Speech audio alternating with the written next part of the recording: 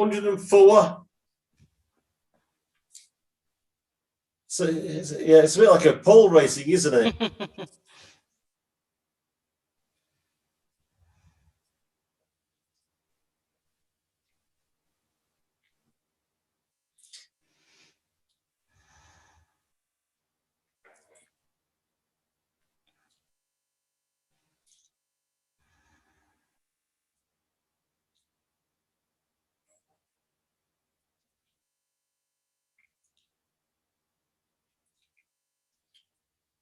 I mean, there's still quite a number of people who are not appearing. I suggest we give it 3 or 4 minutes to make sure we've got everybody in place. We're now on 115.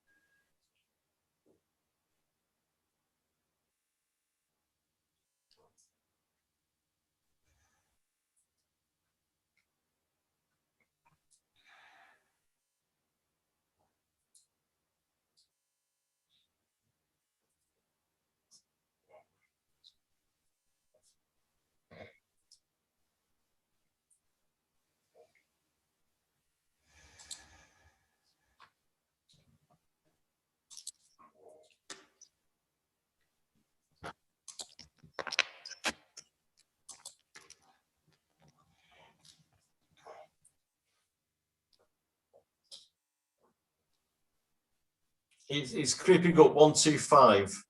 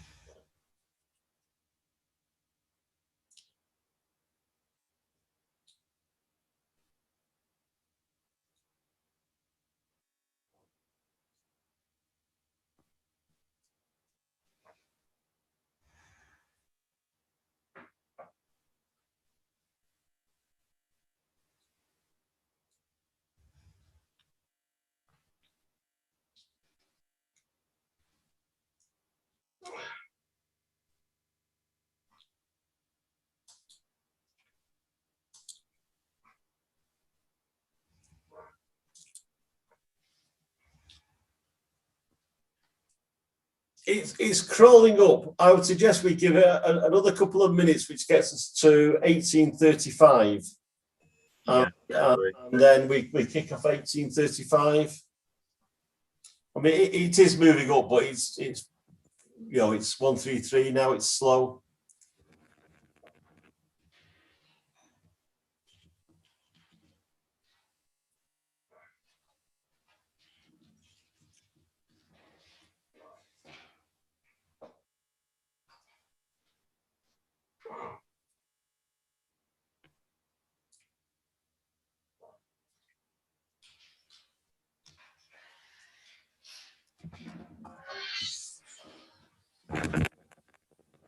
Vanessa?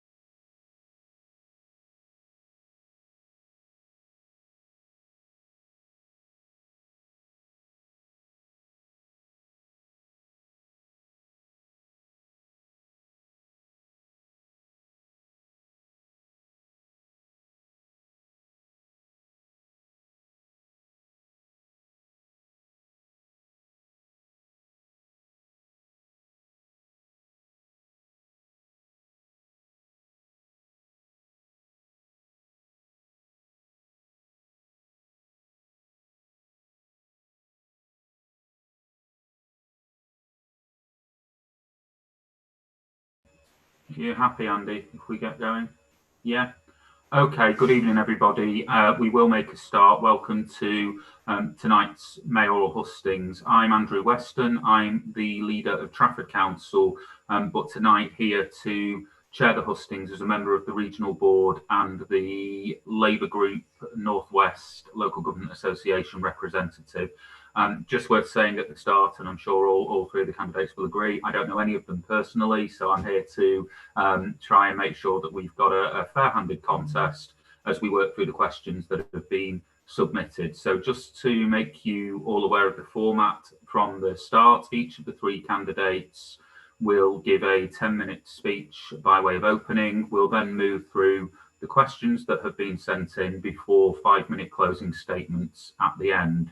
At the start of the evening, when the candidates first logged on, we drew lots to see the order of speaking. Wendy will speak first in the opening statement, followed by Anna, and finally Anne, and then we will reverse that order for the closing statements. But in terms of handling the questions, so that it's not the same person answering first each time, I will rotate that around. So the first question will be answered first by Anna, then Wendy. The second question, Anne, Wendy, Anna, so on and so forth through the evening. We do need to finish not later than 8:30, so I've asked the candidates if they can keep responses to 2 minutes or less for each of the questions, and I've warned them that I will be waving frantically when they've got 30 seconds left of either their opening and closing speeches or 10 seconds left for any of the questions. After that, I will turn on my mic and just ask them to stop speaking, and that's just to be fair to all candidates. And I hope they'll make sure that I don't need to do that. So I think that's probably more than enough from me. It's not me that you want to hear from this evening, it's each of the candidates. So without further ado, I will ask Wendy to give her opening speech, please, and I am ready to start the clock whenever you are, Wendy. Thanks. Thank you. Good evening, everyone. In speaking to you this evening as to why you should select me as the candidate for elected mayor, I'd like to focus on the following points: my record of delivery, my experience and work in the community, and my leadership style. I am a proud, experienced public servant, and public service runs through my veins. I have also been an active member of Wavertree constituency for over 25 years, regularly attending meetings and campaigning. I understand Labour Party values, and I have always been happy to support colleagues within the city and beyond in campaigning activities. I became a councillor in 2007, taking the seat from the Liberal Democrats, who'd held that ward for many years. As a ward councillor in Kensington and Fairfield, I am actively engaged in the community I represent, attending numerous resident meetings, clean-up days, community events, and holding weekly advice surgeries. Since being elected, I have made sure funding has been given to local services and groups to support the vital work that takes place. Central Youth Club has been one of my priorities, making sure local children and young people have a safe place to go and an outreach service to inform them of what is available in the area. I hold an additional surgery here once a month, giving the opportunity for local young people to engage in democracy, speak with their elected member, but most importantly, listening to what is important to them. All of this has been possible due to our mayoral neighbourhood fund. If elected, I would support this fund continuing, as it is a vital resource which allows local councillors to respond to local needs really quickly. I have held a number of positions in the Labour Party, locally, regionally and nationally, including constituency chair, regional board member and a member of the MPF. This has enhanced my skills in Labour Party policy. I'm clear on codes of conduct and dealing with conflict and resolving differences by coming up with positive solutions. I've always done this in a fair, collegiate and transparent manner. Campaigning and activating other members to do so will be key to winning the City Mayor election and other 3 elections taking place in Liverpool this year. As stated before, I can evidence all forms of campaigning all year round over many, many years. I will continue to do this if selected, leading by example. I believe an elected mayor should maintain their community links and have a visible presence right across the city, supporting local councillors. Given the 4 elections taking place this year, I believe I can unite the membership to have a Team Labour approach in the city to get out our vote and nail those Lib Dem lies by focusing on our strengths and our record of delivery over the last 10 years, as well as sharing our recovery plan for the city going forward. Rebuilding our economy needs to be based on tackling poverty and widening opportunities. I have over 40 years' experience of working in local government as a social worker, but recently took early retirement to undertake the role of acting mayor of Liverpool. My work experience has provided me with a wide knowledge of how local government operates, as well as the challenges it faces. My experience of being a frontline social worker and having to implement budget and policy decisions in my day-to-day work whilst providing services to some of the most vulnerable has made me really aware of how important it is to really understand the impact of our decision making on our communities and workforce. Public sector workers have suffered a decade of austerity. It is important that decisions made as a Labour administration always give full consideration to protecting jobs and conditions of service. My trade union Unison has played a key role in my political life, from becoming a shop steward at 19 to holding a range of lay member positions. I have remained active in my trade union for almost 40 years. The experience and training I have received has been put to good use in the council chamber, as well as in the wider Labour movement, fighting for workers' rights, negotiating in disputes, and campaigning, be it to fight austerity, protecting our NHS, or campaigning for equal and fair pay, and most importantly, a living wage. All really important as a Labour mayor. It has been so great to celebrate Heart Unions Week this week, to see the amazing posts going up, to celebrate the work our trade union comrades do every day to support others. I was so proud to be part of the Labour team that brought Liverpool back under a Labour administration in 2010. That same year, I became Cabinet Member for Culture, Tourism and Events, a portfolio I have held for the last 10 years. I have been proud to lead the team that has put Liverpool on the map internationally for our amazing events and growing visitor experience. This portfolio brings in 48% of business rates annually, £270 million, which pays for essential services, supporting 60,000 jobs. And the Lib Dems wanted to scrap this when we took over. This has been the most successful portfolio in the last decade, and I have delivered it by making decisions, working collegiately, and never losing ambition for this great city, as this city needs to compete both nationally and internationally for investment and for our global reputation. I am now into my 3rd month in the post of acting mayor. I gained this responsibility with no warning. Taking up this position in the middle of a global pandemic, as well as a police investigation and government inspection, is not without its challenges. Challenges I have overcome every day. Alongside this, still having to deliver a legal balanced budget in March. Despite these challenges, I stepped up immediately without hesitation due to my passion and love for our great city.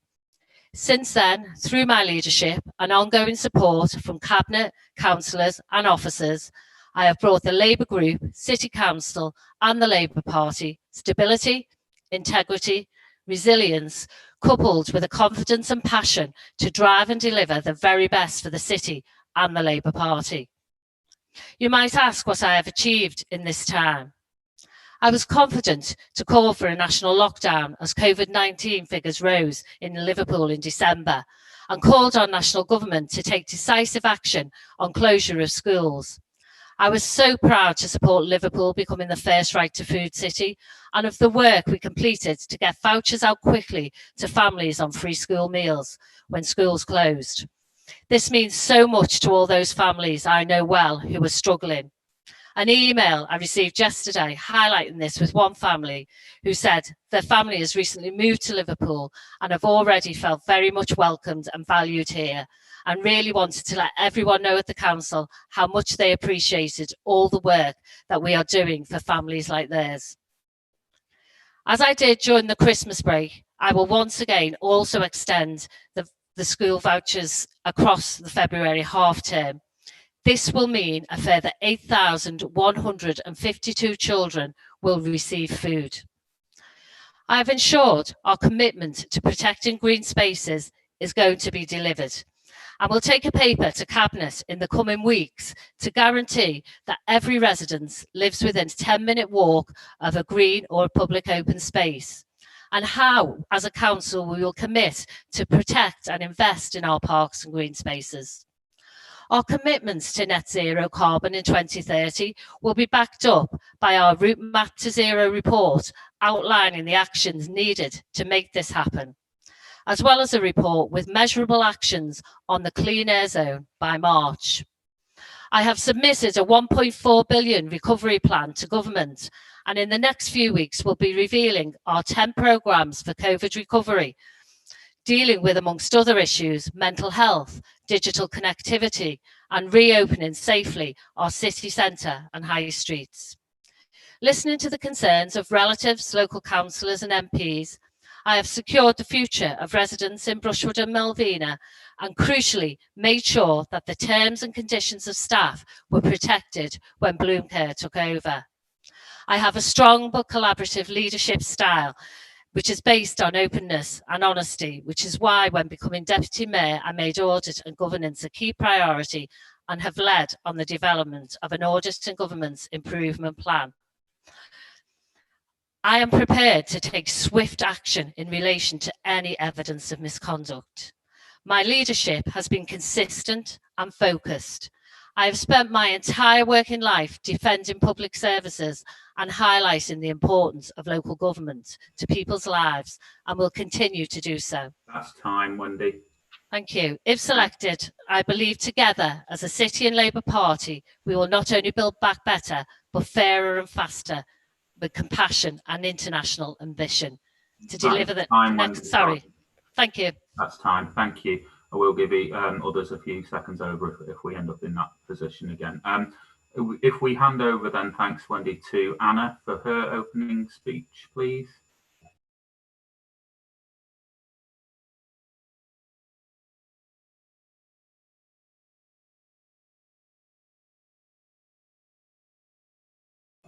You're just on mute, Anna, sorry.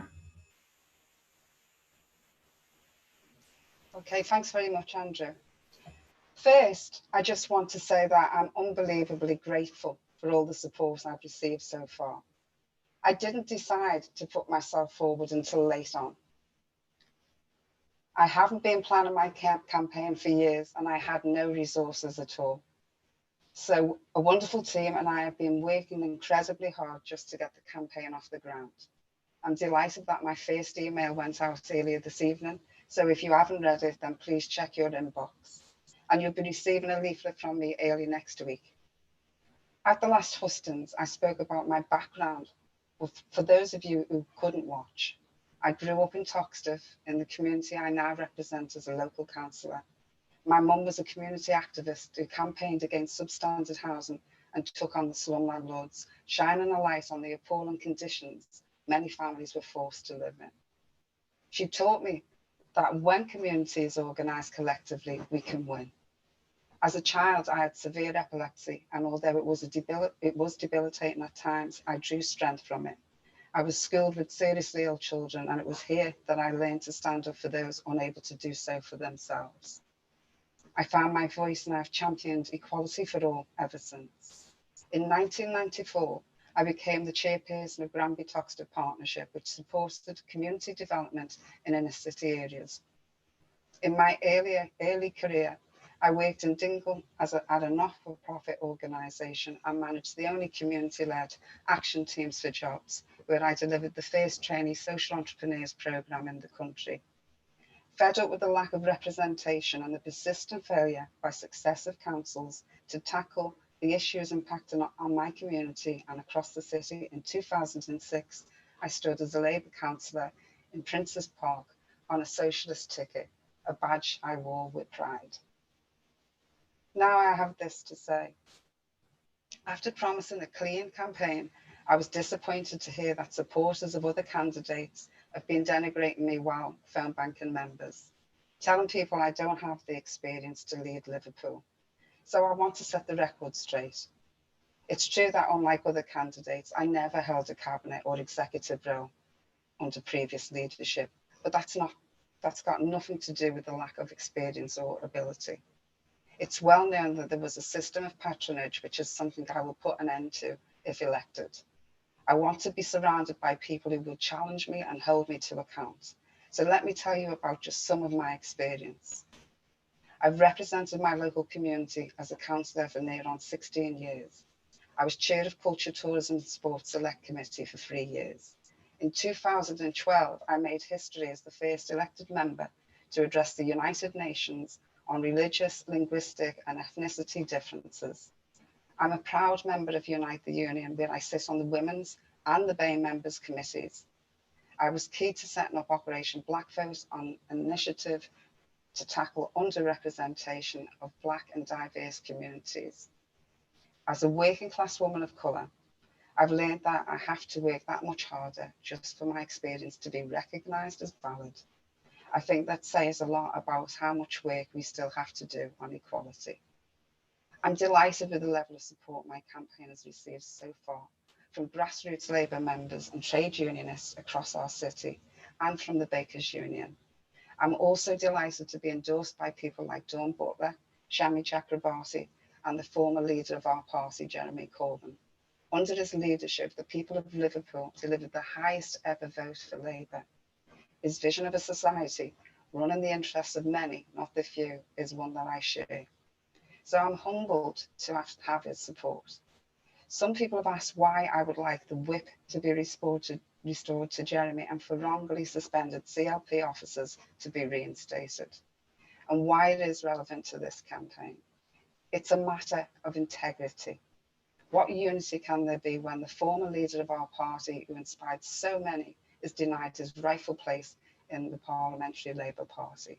What unity can there be when our own hard-working Labour volunteers are arbitrarily suspended for conducting respectful debate and discussion? We need to tackle these issues so that we can rise above the divisions that run through our party and come together to hold the Tories to account. People in our city have been battered by a decade of austerity and now the impact of COVID-19. They deserve better than a Labour Party locked in damaging and unnecessary civil war. And they deserve better than cliques and personality politics in local government. We are not elected to put our own needs first or to waste time on frivolous partisan politics, but as the conduit for the needs and aspirations of the people we represent. I've never got involved in that kind of nonsense. I've always followed my own path. That's why I believe that I am the woman best placed to offer a clean break and a new kind of leadership that can unite our party behind our shared priorities. My first priority will be supporting local people through the pandemic, opposing austerity and leading a joint campaign with core cities and the LGA to demand a fair fundal settlement for local authorities. We also need to restore trust in local politics. I will root out conflicts of interest and urgently strengthen checks and balances to ensure transparency and scrutiny at every level. I will lead a culture change based on the Nolan principles of public life: selflessness, integrity, objectivity, accountability, openness, honesty, and leadership. The climate emergency demands action at every level. I will deliver a local Green New Deal to decarbonise Liverpool's economy by 2030 and create well-paid, unionised jobs. Working with local friends groups, I will protect and nurture our precious parks and green spaces. I'm delighted that my campaign has the support of Labour members of Friends of Calderstones Park. It's a disgrace that they ever had to take Liverpool Council to court to stop the park being built on, and I promise that will not happen on my watch. Working closely with trade unions, I will work to insource local services, including social care, and being outsourced workers back into the public sector where they belong. Drawing on best practice from across the UK and internationally, I will put Liverpool at the cutting edge of community wealth building. I will take a new approach to planning that puts that interest of local people and communities first. We need to build more council homes and ensure decent, genuinely affordable homes for everyone. I will work for the reintroduction of a citywide landlord licensing scheme, back a Healthy Homes Act, and support organised tenants to improve conditions across our city. I will extend democracy at every level, putting local communities at the heart of decision making, ensuring democratic accountability of elected representatives, and promoting workplace democracy by supporting and working in collaboration with trade unions, and standing up for member-led democracy in the Labour Party. I believe the mayoral model is unaccountable and concentrates too much power at the top. I would campaign for the post to be abolished. My preference is a return to the leader and cabinet model, with the leader elected by Liverpool Labour membership.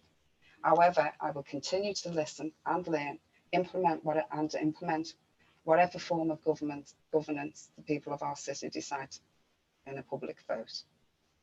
I know that many of my priorities are shared by other candidates, but I believe I have the right experience, the right politics, and the right amount of critical distance from the failures of the past to unite our party, our city behind these priorities.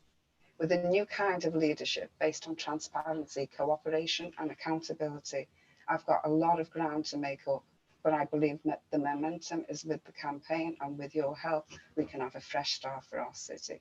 So I urge everyone watching who shares my vision for the city to follow my social media, drop me a message, and I'd be so grateful for any support you can offer. With your help, I'm sure that we can build a fairer, more equal and democratic Liverpool. Thank you. Solidarity.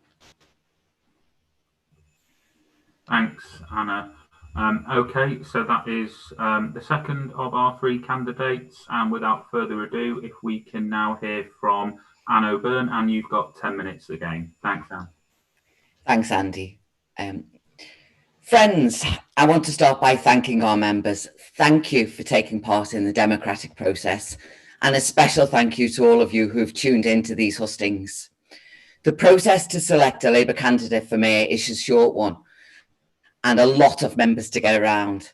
And I know that all of our candidates have been working extremely hard to engage with as many people as possible in the short time that we have left.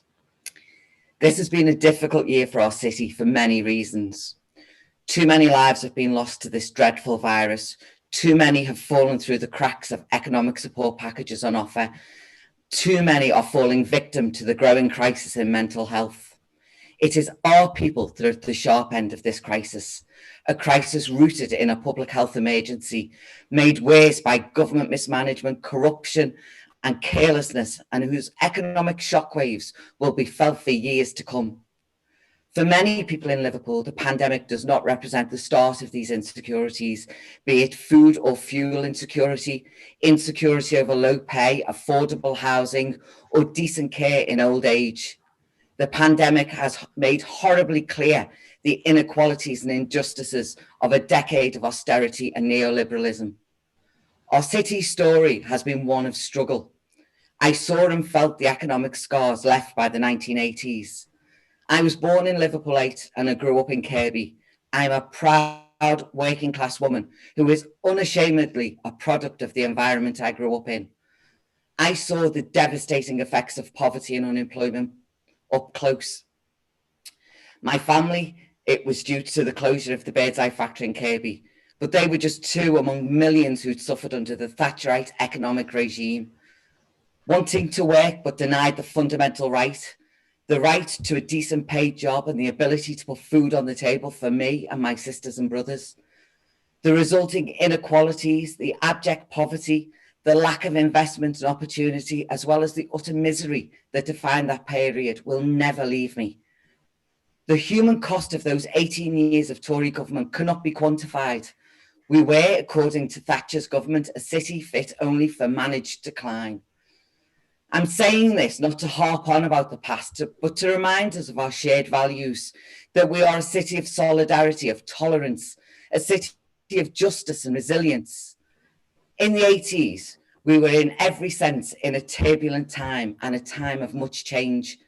But for many, myself included, it was a time that instilled in us that burning sense of injustice and the drive to do the right thing, not just for ourselves, but for our wider communities. It's the reason why, like so many of you, I got involved in politics in the first place. None of these things that make life decent were handed to us. Good education, decent jobs, safe homes, well-funded public services, a safe and comfortable retirement.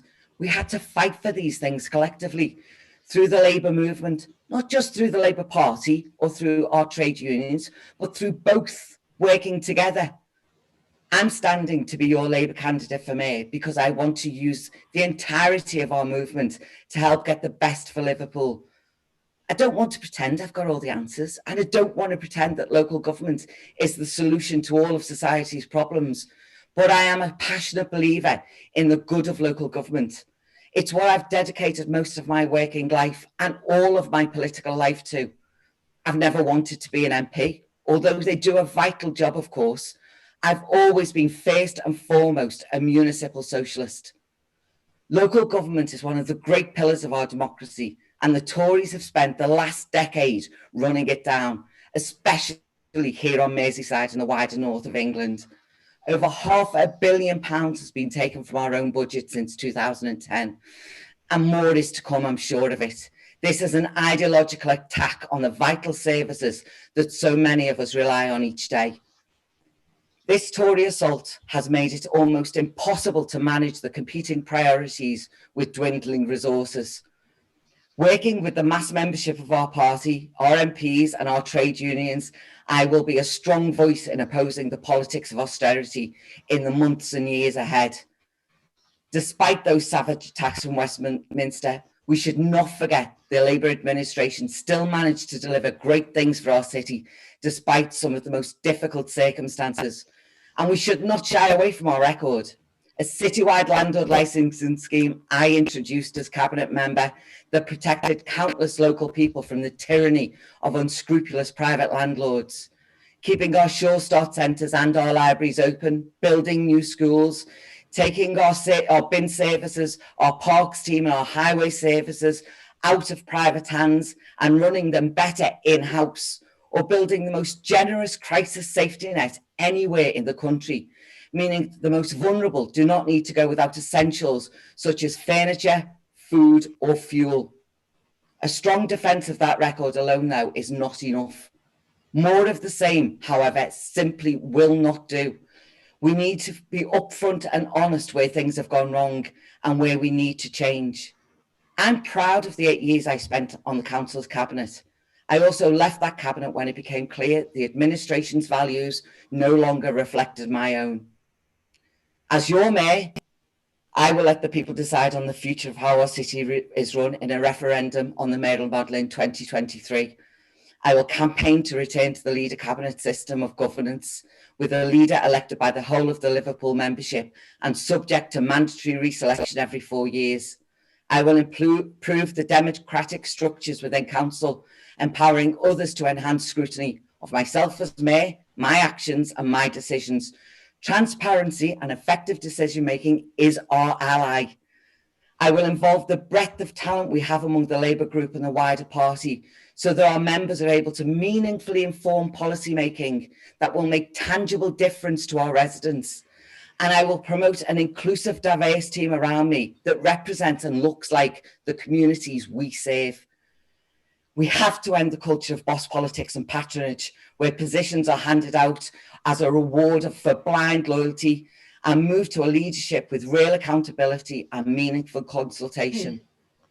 I have the ideas that our party can unite around, from insourcing adult social care to protecting our green spaces and keeping our parks under democratic control, from developing a zero carbon plan for 2023 that supports investment in decent apprentices, to championing our creative industries and helping rebuild our tourism and hospitality sector as part of our post-COVID recovery, Under my leadership, we will come together, speak up for underrepresented groups, tackling racial inequality, promoting disability rights, as well as working with community groups to make our council more inclusive and diverse. I will deliver council housing, and fight for the re-regulation of our bus network so that it serves all our local people. I will make sure bad employment practices are banished from the council and our supply chain, and work with our trade unions to promote better pay, terms and conditions for workers across all sectors of the local economy. I will advance a radical community wealth building agenda that secures inward investment in our city, in its infrastructure and our local businesses in the medium and longer term. Our people want better, they deserve better, and as Labour members, that is our defining mission. I have a radical manifesto that will inspire our members to get out and campaign for a Labour council, and the vision and drive that will inspire our residents to vote for the Labour team in May's elections. Thank you. Thanks, Anne. That brings us to the end of the opening statements. So we'll move straight into the questions. As I said before, we will rotate the order around here. So we'll be coming to Anna first, then Anne, and then Wendy with these. You'll have 2 minutes. I will raise my hand with 10 seconds to go, and I will stop you absolutely dead after the 2 minutes so that we can get as many questions in as possible. So question number 1 for you first, Anna, is how will you make sure the Labour Party, councillors and cabinet reflects the city as a whole?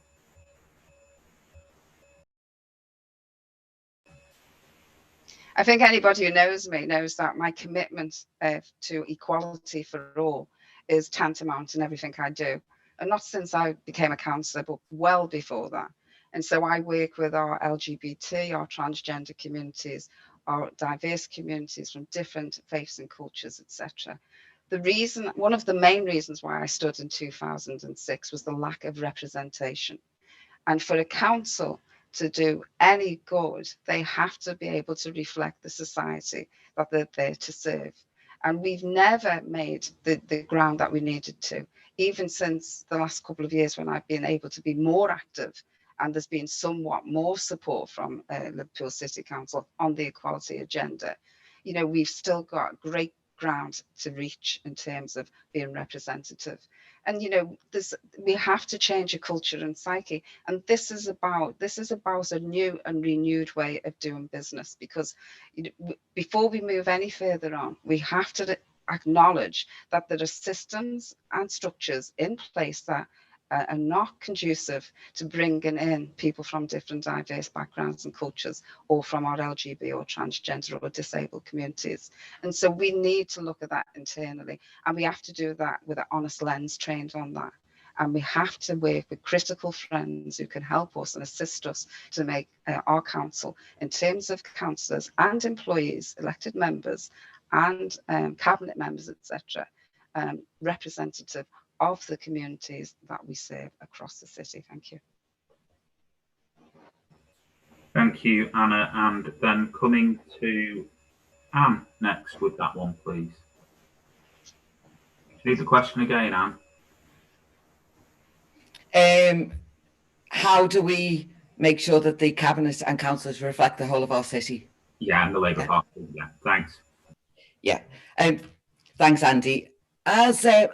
When I was deputy mayor, one of the main pieces of work I did was about supporting people who wanted to become councillors and people who were councillors. So a big part of the piece of work I did was going out into communities and making sure that we engaged with people who were community activists, who were involved in the trade union movement, who were seen within their communities as somebody who had passion and vision. And that was looking right the way across all of our communities. So whether that was young people, women, people with disabilities, our Black and ethnic minority communities, as well as our LGBT plus communities. So going out and talking to people and getting them involved in the Labour movement and encouraging them to stand as councillors. And of course, once they stood as councillors, supporting them with training through that process, being there to mentor, encourage, to offer advice. And when people become councillors, it's so important as well. We just don't lose touch. So I, as part of my deputy leader role, it was about being there, offering one-to-one support and advice, continuing that mentor role, because what we found is that we are one of the most democratic parties in the country. We have 50% of our party are women, but so many of our women leave after completing just one term, sometimes not even completing that. And they talk to me when I do exit interviews about the toxic nature within the Labour Party, this macho politics, the boss politics that we have, and they just could not cope with that. So we need to change the way that we do politics within Liverpool. That's so important, to make sure we keep women involved, and how we do that through supporting, training, and making sure those opportunities are available to them. Perfect. And Wendy. Thanks, Andrew. It's always hard to go in first because the two people before you've usually said a lot of what you were going to say, but we'll all have that in turn as we go through the questions, I'm sure. Like both Anne and Anna have said, I think it's really important that we listen to what people are saying, whether it's those who are leaving the council, as Anne said, through exit interviews, or people who we're speaking to across our many diverse communities in the city, when they're talking about what it is in relation to politics that either puts them off getting involved, or maybe what interests them in becoming involved. And some of those barriers for people, some of them are very real barriers, and some of that is about the structures, some of it is about how that governance model works in relation to when meetings are held, where they take place. Does it actually relate well to their own experience at home in relation to childcare, care and responsibilities? But I think as well, it is about talking to people that, you know, they do politics every day. Quite often when we're out in our communities and on the doorsteps, the most common thing we hear to people is, I don't do politics, you know, and my answer is, life is politics. From the minute you get up in the morning, your day is led by political decisions that you and other people either do or don't make. So I think it's about us having those community conversations. We've got great community activists right across the city, and COVID-19 really demonstrated how well they come together, how much their community means to them. And it is those sorts of people that we need in our party in the city, who are there to represent their community, to tell everybody else who are from different communities, for them to come together to learn from each other. I think it is that open discussion, and also about taking that into our CLPs as well. Thank you. Again, very well timed. Okay, that's the first question done with. The second question will be answered by Anne, then Wendy, then Anna, and it is, how would you address the adult social care funding crisis, especially considering the amount of private profit made by multiple agencies providing care to adults in Liverpool? And as I said, we will come to Anne first for the 2 minutes, please.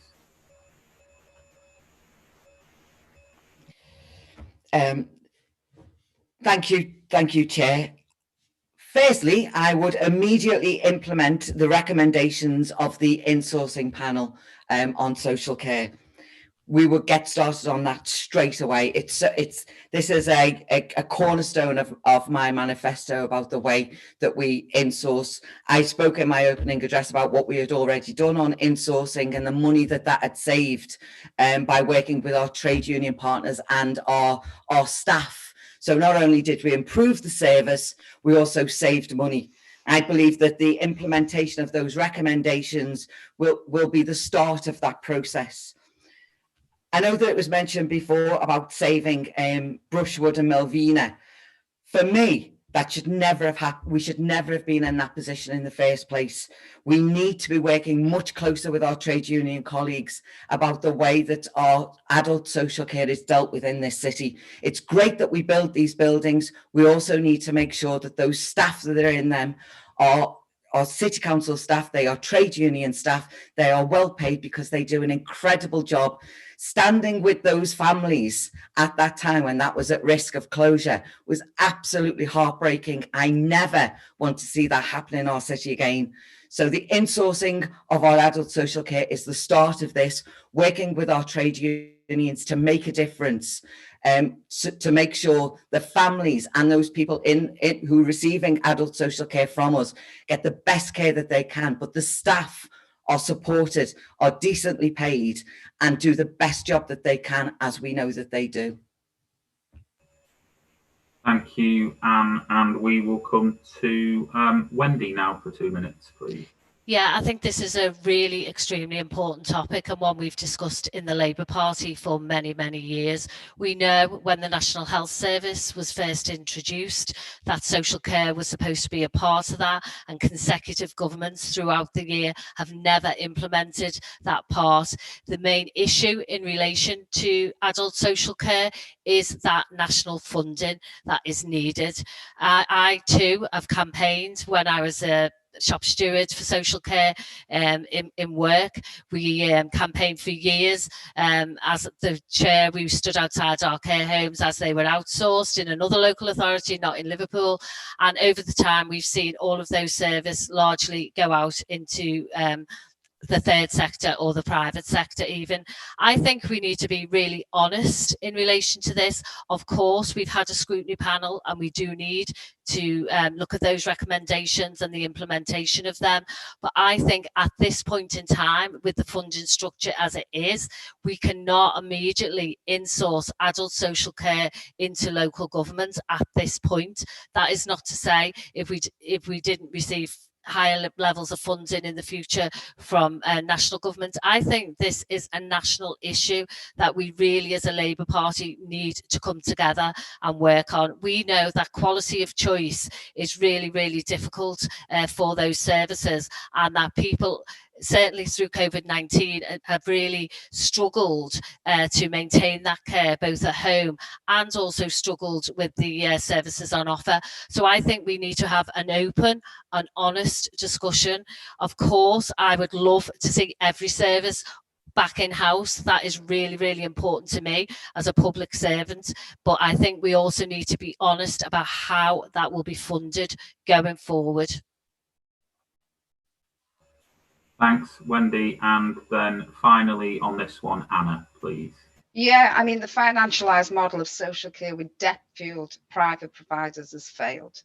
We have to take that on the chin. That is the reality. The other thing is that, you know, our elders, you know, we should hang our heads in shame in terms of the way our elders are being looked after because of the lack of unionisation, fair paying conditions and fair treatment of the staff who work within there. I will work to bring local services in-house, working with trade unions, with the staff, making sure that staff are on decent pay, terms and conditions. But proud that the Labour Party pledged a move towards the National Care Service at the last general election. Unison, the IPPR and others have laid out how insourcing can actually be done.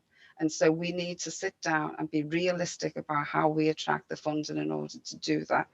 We are in crisis, and that's the reality. The pandemic has flagged up how much of a crisis that we're in. We've got more and more elder care going into extended families.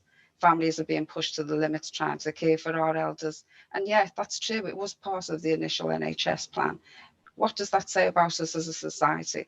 That we've ended up in a pandemic where our elders and the people who care for them, our wonderful care staff work for them, are being, you know, treated in such an abysmal and abominable way. We need to make sure that they're unionised. We need to make sure that the fair paying conditions are put in place, and we need to make sure that we push government in terms of the cuts that are being implemented, and make sure that we get a realistic settlement, a 4-year-long settlement from national government, so we can start to tackle these issues that are in front of us around social and healthcare.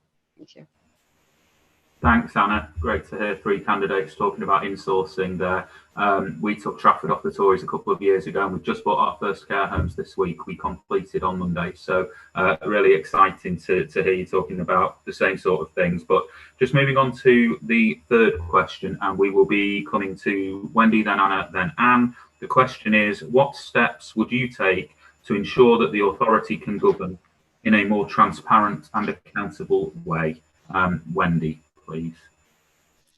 Thank you. I think it's really important that we build on the work that has already started in the authority in relation to our governance and scrutiny going forward, and also to build in that accountability outside in the community and in our CLPs as well.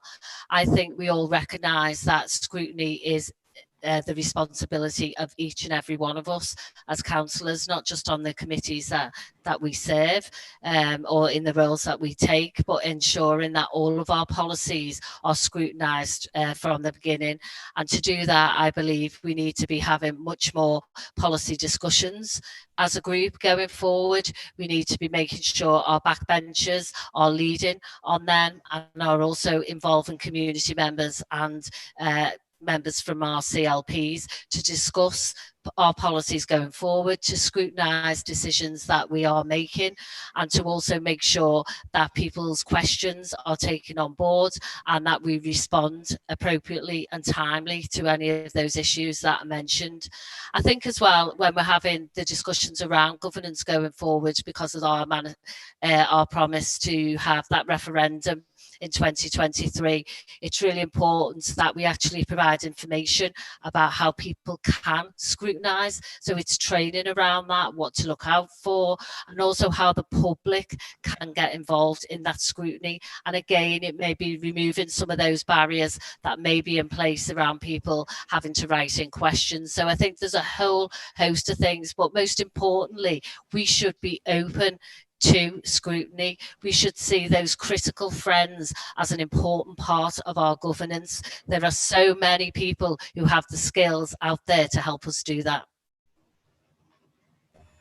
Thanks, Wendy. And if we can come next to Anna on this, please.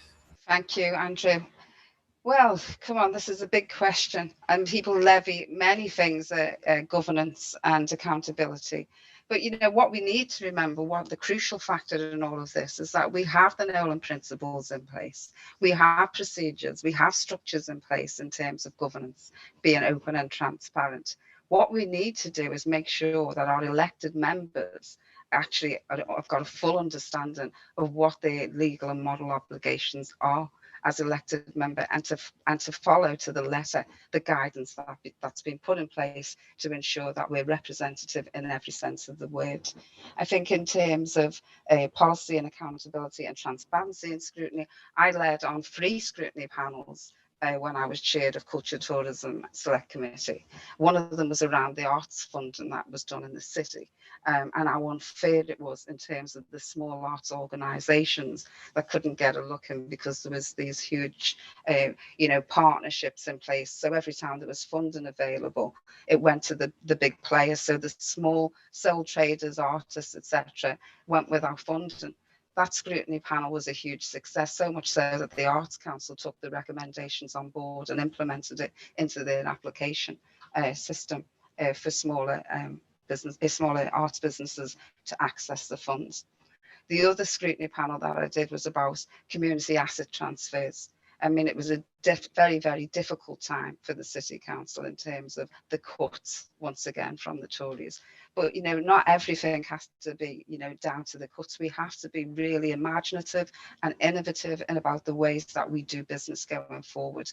You know, this is the reality of life. We can't keep making excuses out of cuts, although they do play a major part. Thank you, Andrew. Thanks, Anna. And moving across to Anne on this one finally, please. Thank you, Andrew.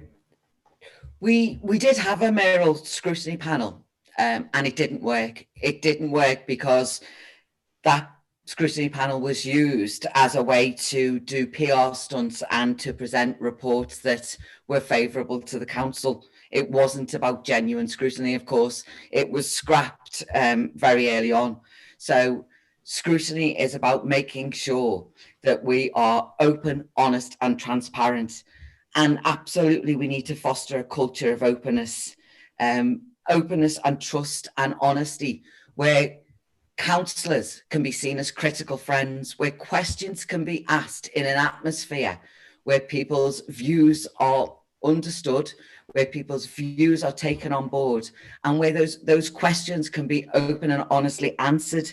We also need to stop the top-down developer-led regeneration that we've seen in the city, and allow homegrown businesses to flourish in our city.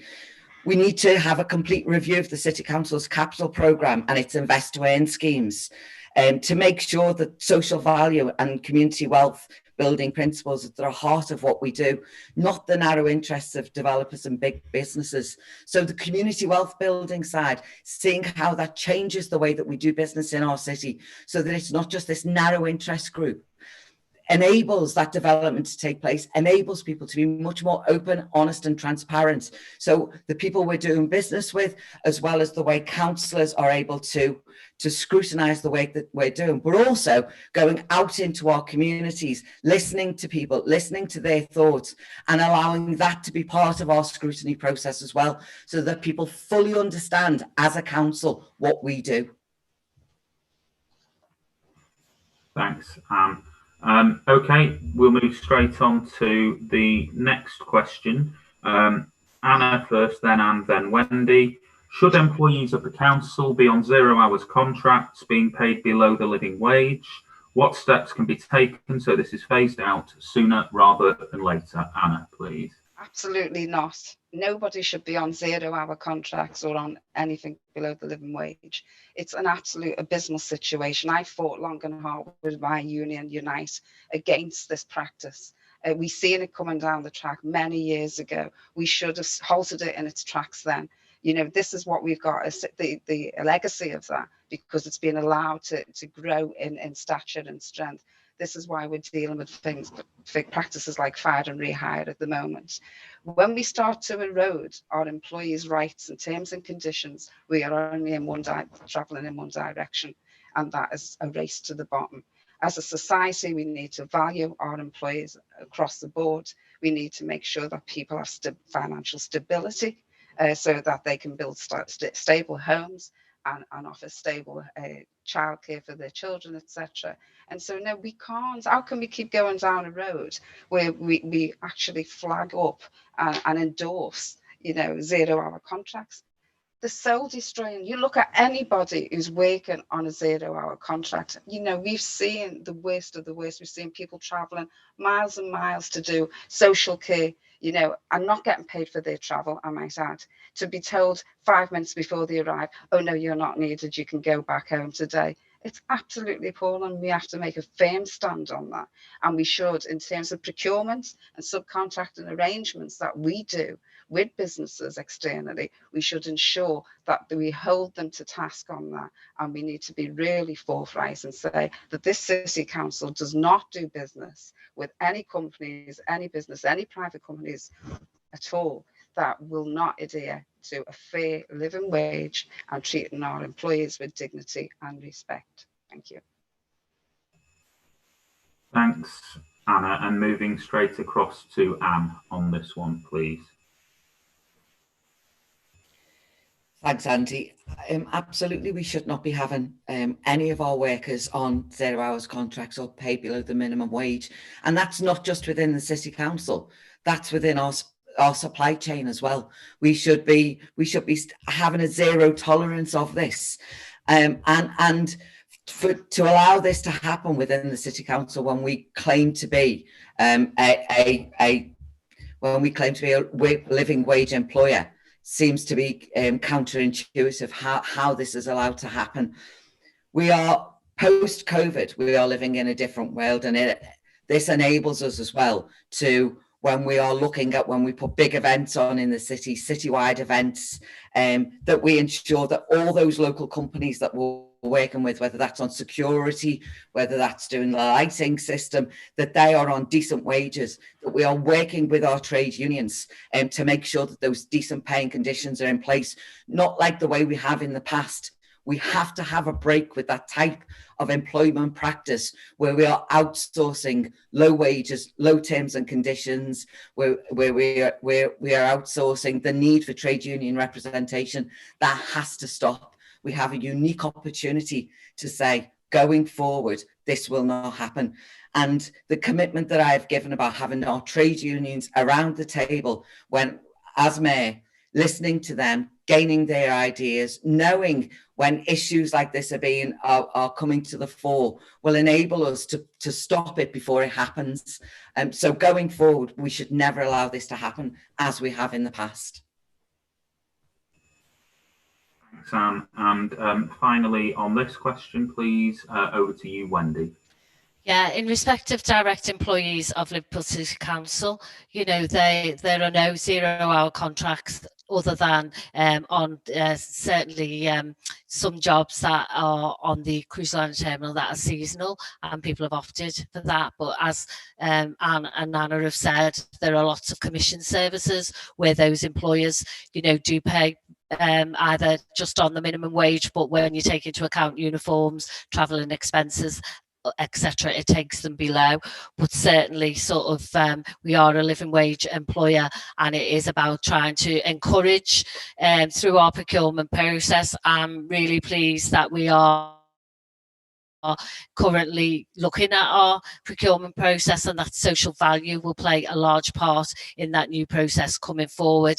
It was great this week in Heart Unions Week for us to sign up as part of the Liverpool City region as part of the Fair Employment Charter as well, which again will recognise good employers and actually stating the sort of inclusivity, equality and fairness that we want from all employers in the city. So I think there is a long way to go, but I think we need to lead by example, but we also need to encourage. We need to look at whether through those procurement processes and part of that social value that there is some encouragement for people to actually deliver on those practices in the workplace, and certainly in relation to working with our trade unions, which we do really well here in Liverpool in supporting them and supporting our colleagues right across the board in respect of terms and conditions of employees as well as their actual income. Thanks, Wendy. Okay, moving on to our fifth question, which will be Anne first, then Wendy, then Anna. In light of the pandemic and the increase in domestic abuse, what will you do as the new mayor to support the specialist domestic abuse services on the ground in Liverpool? And so that's Anne first with that one, please.